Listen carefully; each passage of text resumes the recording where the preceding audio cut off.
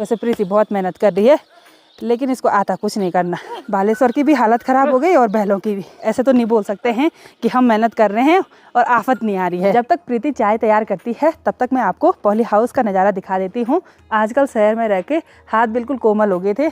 सबसे पहले आप सभी को मेरा प्यार भरा नमस्ते। मेरा नाम है प्रियंका तिवारी और आप सभी का स्वागत है देवभूमि उत्तराखंड के केदार घाटी के इन खूबसूरत पहाड़ों से। शाम के लगभग 4 बजे का टाइम हो गया है। सुबह से मौसम गुमसुम सा है, आसमान पे बादल छाए हुए हैं। इसी के साथ त्रियोगीनाथ गांव और सामने की पहाड़ियों के नज़ारे कुछ इस तरह के हैं।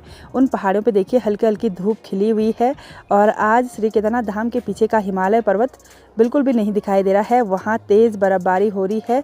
गांव का माहौल तो शाम के टाइम पर भी बिल्कुल शांत सा बना रहता है और सामने हमारे मायके साइड की पहाड़ियाँ भी दिखाई देती हैं। उधर तो मस्त धूप खिली हुई है और यहाँ ऊपर से हल लगाने की आवाज़ सुनाई दे रही है। ऊपर हमारे खेत में बालेश्वर हल लगा रहा है अपने बैलों से। ये देखिए उनके छोटे छोटे बैल हैं, अभी अभी नए नए खरीदे हैं उन्होंने वो बैल। और वहाँ पे गोबर फैलाने के लिए प्रीति और अभिजीत की मम्मी गई थी, पत्तों वाला गोबर डाला था उन्होंने।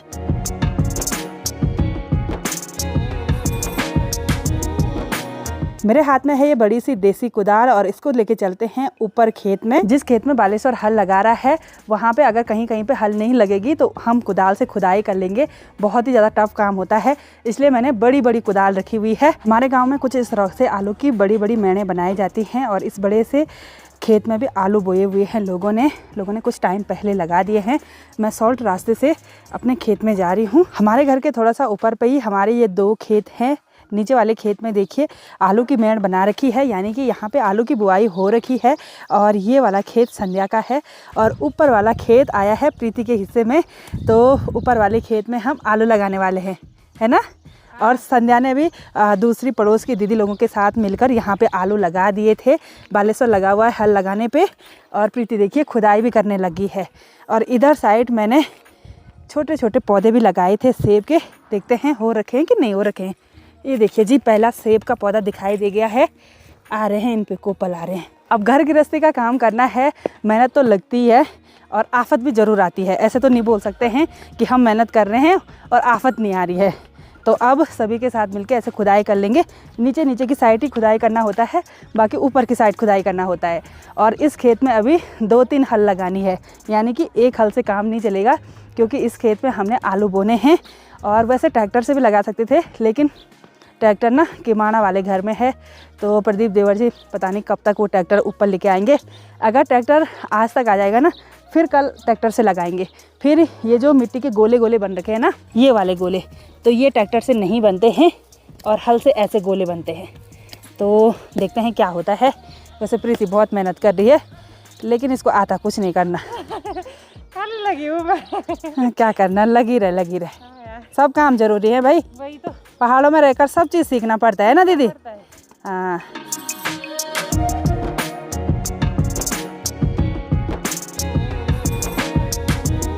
बालेश्वर ने इस खेत में एक बार हल लगा दी थी और फिर दोबारा हल लगा रहा है क्योंकि मिट्टी अभी भुरभुरी नहीं हुई है।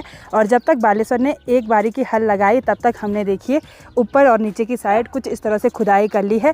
ऊपर साइड हल नहीं लगता है और ना ही नीचे साइड हल लगता है। दीदी, मैंने और प्रीति ने मिलके सारे खेत में ऊपर नीचे खुदाई कर ली है। मेरे को और दीदी को तो थोड़ा बहुत काम करने की आदत है, हम पे उतनी ज़्यादा आफत नहीं आई, लेकिन प्रीति को उतनी आदत नहीं है। प्रीति के हाथ वैसे छाला हो गया, बोला ये देखो यार, ये होता है सब, यहाँ साइड में होता है इतना मतलब टाइट से पकड़ा होगा ना कुदाल को उतनी टाइट से नहीं पकड़ना होता है, थोड़ा हल्के से पकड़ना होता है। हमारे पहाड़ों में पहले हल दूसरे टाइप के होते थे, कुछ इस तरह के लोहे के नहीं होते थे, वो भी लकड़ी से बने होते थे। इन्होंने देखिए आधे से लोहा काट रखा है, फिर लकड़ी लगा रखी है और बैलों के जो कंधे में रखा जाता है इसको जू बोलते हैं। ये देखिए वो कुछ इस तरह का होता है। और बचपन में जब पापा लोग हमको बोलते थे ना जू लेने के लिए, तो हम इसको खो देते थे क्योंकि हम उल्टा करके पकड़ते थे उसको। बालेश्वर की भी हालत ख़राब हो गई और बैलों की भी। आराम से लगा बाली। तो इस खेत में थोड़ा बहुत जितना भी काम था वो हमने निपटा दिया है। और बालेश्वर ने भी 2 बार हल लगा दिया है, उसने भी अपना काम निपटा दिया। और अब एक हल हम ट्रैक्टर से लगाएंगे क्योंकि उस खेत में काफ़ी सारा खरपतवार है, तो वैसे उसको भी छांटना था क्योंकि आलू लगाने में काफ़ी दिक्कत होती है। और हम इसलिए नहीं छांट रहे हैं क्योंकि कल अगर ट्रैक्टर से हल लगाएंगे तो ट्रैक्टर के ब्लेड पे वो पूरी हरी घास कट जाती है। तो दीदी लोग और प्रीति भी अब नीचे जाने लग गए हैं, वो हल वगैरह लोगों का देंगे। सब चीज़ लोगों का है, हल भी लोगों के हैं, बैल भी लोगों के हैं, वैसे गांव में दे देते हैं एक दूसरे को। ऊपर खेत से आने के बाद अब मैं इस देसी कुदाल को लेकर चलती हूँ पॉली हाउस के अंदर, क्योंकि पॉली हाउस के अंदर भी काफ़ी सारा काम है। और मैंने प्रीति को बोला है शाम की गर्मा गर्म चाय बनाने के लिए। जब तक प्रीति चाय तैयार करती है तब तक मैं आपको पॉली हाउस का नज़ारा दिखा देती हूँ। पॉली हाउस के अंदर बहुत सारी सब्जियाँ उग रखी हैं बिना मेहनत के, वो भी उतनी ज़्यादा भी नहीं है लेकिन फिर भी ठीक ठाक है। तो अब दिखाती हूँ मैं आपको पॉली हाउस। ये देखिए जी, पॉली हाउस काफ़ी हरा भरा दिखाई दे रहा है। और सबसे पहली क्यारी है पालक की। पालक के पत्ते उतने ज़्यादा हरे भरे नहीं हैं क्योंकि इस पर बीज आने लग गए हैं। अगर ये बीज अच्छे होंगे तो इनको रहने दूंगी, और अगर बीज अच्छे नहीं होंगे तो इस क्यारी को खाली कर दूंगी और कुछ और चीज़ बो दूंगी। फिर दूसरी वाली क्यारी है प्याज की। ये देखिए, मैंने प्याज की छोटी छोटी पौधे लगाई थी और तब से लेकर अब मैं इस क्यारी में आ रही हूँ। और प्याज के पौधे भी काफ़ी बड़े हो रखे हैं, साथ में खरपतवार भी बहुत ज़्यादा हो रखा है।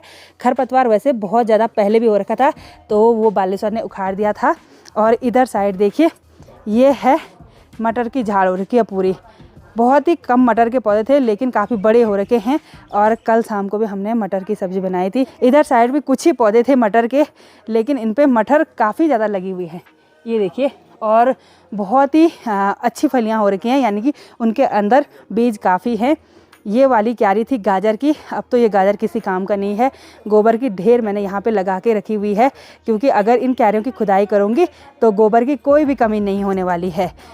और इधर साइड देखिए, ये हैं आलू की मेड़। इनमें देखिए आलू काफ़ी बड़े बड़े हो रखे हैं, वैसे तो और भी बड़े होने थे लेकिन इनकी गुड़ाई एक भी बार नहीं हुई है। नीचे साइड देखिए धनिया उगा हुआ है।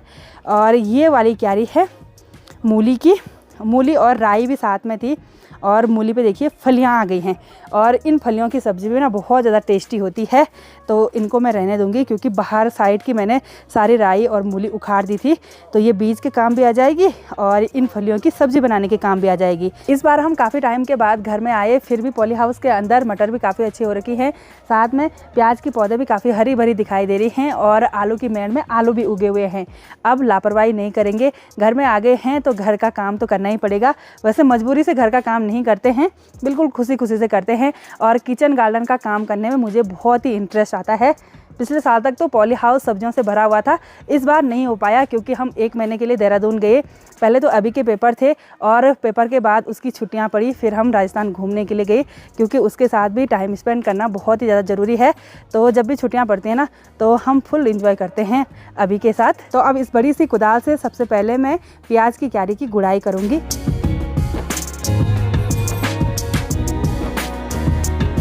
प्रीति को मैंने चाय बनाने के लिए बोला था लेकिन तब तक पवार भाई जी आ गए हैं चाय बनाने के लिए और प्रीति मेरी मदद करने के लिए आ गई है। वैसे प्रीति के हाथ में छाला हो रखा था, प्रीति रहने दे नहीं तो। लेकिन ये हल्की है ना ये कुदाल, वो छोटी कुदाल है। और साथ में बालेश्वर भी आ गया है। बालेश्वर ने सारे मटर ख़त्म कर दिया हमारे। बालेश्वर को पता नहीं क्या हो गया, मटर मीठे हो रहे ना, बालेश्वर मटर खाने पर लगा हुआ है। बालेश्वर मीठे हो रहे, मटर मीठे हो रहे बोला।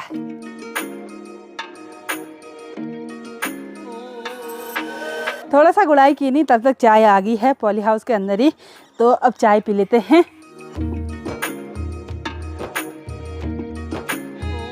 इस क्यारी की अच्छी तरह से गुड़ाई करने के बाद प्याज की पौधे देखिए काफ़ी अच्छी तरह से दिखाई देने लगी हैं। और इधर नीचे की साइड एक छोटी सी क्यारी में मैंने गोभी के बीज बोए हुए थे और ये देखिए काफ़ी बड़े बड़े पौधे हो गए हैं गोभी के। उस टाइम मैंने सोचा था कि गोभी के पौधे थोड़ा सा बड़े हो जाएंगे फिर मैं एक क्यारी बना दूंगी और इन पौधों को उसमें लगा दूंगी, लेकिन काफ़ी टाइम बाद घर आ रहे हैं तो इतने बड़े पौधे देखने को मिल रहे हैं। वैसे छोटे छोटे पौधे भी हैं, तो अब एक क्यारी खाली करेंगे उसमें लगा देंगे। अभी तो उतना टाइम नहीं होगा क्योंकि अभी मैंने आलू की गुड़ाई करनी है और उसके बाद कल तक टाइम मिल जाएगा क्योंकि एक ही दिन में तो पूरा काम होता नहीं है। तो अब एक एक करके आलू की मेड़ की गुड़ाई करते हैं। ये देखिए आलू काफ़ी बड़े बड़े हो रखे हैं। इसमें ज़्यादा गुड़ाई करने के लिए कुछ नहीं होता, बस ऐसे ऐसे करना है, थोड़ा सा मतलब जो भी खरपतवार होगा थोड़ा थोड़ा वो निकालना है। आलू की मैंड की गुड़ाई करने के बाद अब मैं सोच रही हूँ इस वाली क्यारी को भी खाली कर देते हैं। और पंवार भाई जी यहाँ से पत्तियाँ निकाल रही हैं कल सुबह की सब्जी के लिए। लेकिन अब इन पत्तियों पे कीड़े लग जाते हैं ना, ये छोटी छोटी पत्तियाँ, इन पे कीड़े लग जाते हैं और जो तितलियाँ होती हैं ना वो अपने अंडे देती हैं, तो वो खाने लायक नहीं रहती है। पॉली हाउस के अंदर मैंने 2 क्यारियाँ फिर से खाली कर ली हैं। एक ये वाली क्यारी थी जिसमें पालक था लेकिन उस पर बीज अच्छे नहीं थे, तो मैंने सारा पालक उखाड़ दिया, वो घास के काम आ जाएगा। साथ ही उधर साइड की एक छोटी सी क्यारी खाली कर दी है। और अभी ना शाम के टाइम पे काम करने का बहुत अच्छा मन करता है। जब काम पे लगे रहते थे तो ऐसे होता है ये भी कंप्लीट कर लें वो भी कंप्लीट कर लें। वैसे बाहर पूरी तरह से अंधेरा हो गया है लेकिन मैं लगी हुई हूँ क्यारियों में खुदाई करने पे। तो इस क्यारी से ये खरपतवार वगैरह छांट देंगे। इस छोटी सी क्यारी की खुदाई करने के बाद अभी मुझे बहुत ज़्यादा गर्मी महसूस हो रही है, क्योंकि मैंने 1 मिनट के लिए भी आराम नहीं किया, बिल्कुल तेज़ स्पीड से लगी रही। और खुदाई करने के बाद यहाँ बगल से मैंने इसमें बारीक वाला गोबर भी डाल दिया है और कुछ इस तरह से छोटी छोटी मैनें कर दी हैं, ज़्यादा बड़ी नहीं है, बिल्कुल ऐसे थोड़ा थोड़ा हाथ से ऐसे मिट्टी को उठा दिया है। और मैंने सोचा कि जब मैंने इतना काम कर दिया तो मैं इसमें बीज भी बो देती हूँ। और मैं इसमें बोने वाली हूँ फ्रांसबीन। और ये फ्रांसबीन मैंने देखिए इसमें मैंने भिगो के रख दिए हैं।